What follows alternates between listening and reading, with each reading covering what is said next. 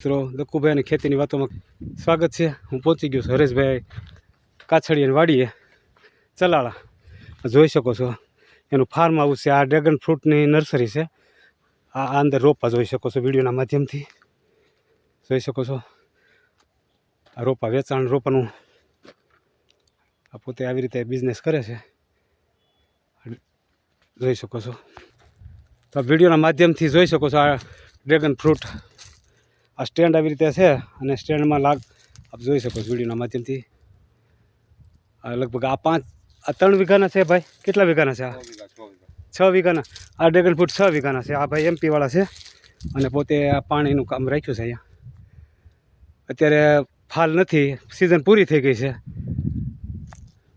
હવે સિઝન આની ધીમે ધીમે શરૂ થાય ત્યારે નવો ફાલ આવશે અને ત્યાર પછી એને આનું વેચાણ એ લોકો આ રોડ ઉપર જ વેચાણ કરે છે। વિડીયોના માધ્યમથી બતાવું છું। આ તમે જોઈ શકો છો। તમારું નામ શું ભાઈ? રામલાલભાઈ। તમે આ પાણી ખેતીનું કામ આમાં કરો છો? એટલે મજૂરી ઉપર એમ ને? પાણી વાળવાનું ને બગીચાનું ધ્યાન રાખવાનું બરાબર છે। એટલે મિત્રો આ 6 વીઘામાં ડ્રેગન ફ્રૂટ છે અને આ ડોમની અંદર પોતે ડ્રેગન ફ્રૂટના રોપા પણ વેચાણ કરે છે। વિડીયોના માધ્યમથી બતાવું તમને આધુનિક ખેતી અને તમે જોઈ શકો છો તેમની આધુનિક ખેતી જોઈ શકો છો। આ બધા ડ્રેગન ફ્રૂટના એને લોકોએ આ કોથળીની અંદર આવી રીતે રોપા તૈયાર કરેલા છે।